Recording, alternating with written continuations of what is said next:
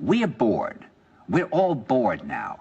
But has it ever occurred to you, Wally, that the process that creates this boredom that we see in the world now may very well be a self-perpetuating, unconscious form of brainwashing created by a world totalitarian government based on money, and that all of this is much more dangerous than one thinks, and it's not just a question of individual survival, Wally, but that somebody who's bored is asleep, and somebody who's asleep will not say no?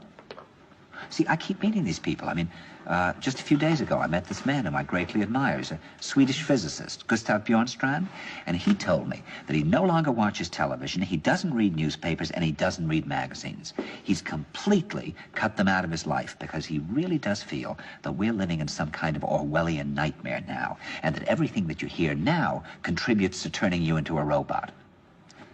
And when I was at Findhorn, I met this extraordinary English tree expert who had devoted his life to saving trees. Just got back from Washington, lobbying to save the redwoods. He's 84 years old. He always travels with a backpack because he never knows where he's going to be tomorrow.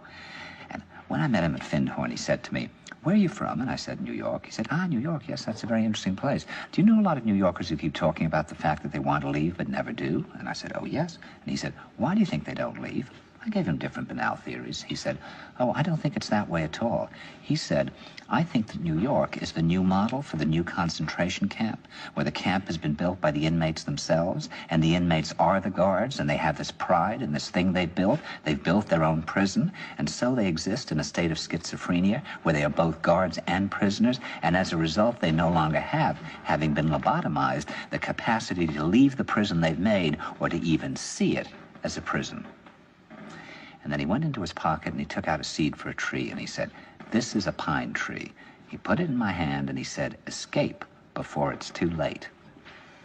See, actually for 2 or 3 years now, Chiquita and I have had this very unpleasant feeling that we really should get out.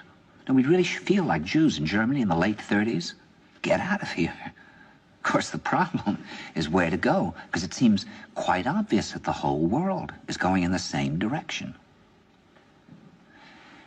See, I think it's quite possible that the 1960s represented the last burst of the human being before he was extinguished, and that this is the beginning of the rest of the future now, and that from now on there'll simply be all these robots walking around, feeling nothing, thinking nothing, and there'll be nobody left almost to remind them that there once was a species called a human being, with feelings and thoughts, and that history and memory are right now being erased, and soon nobody will really remember that life existed on the planet.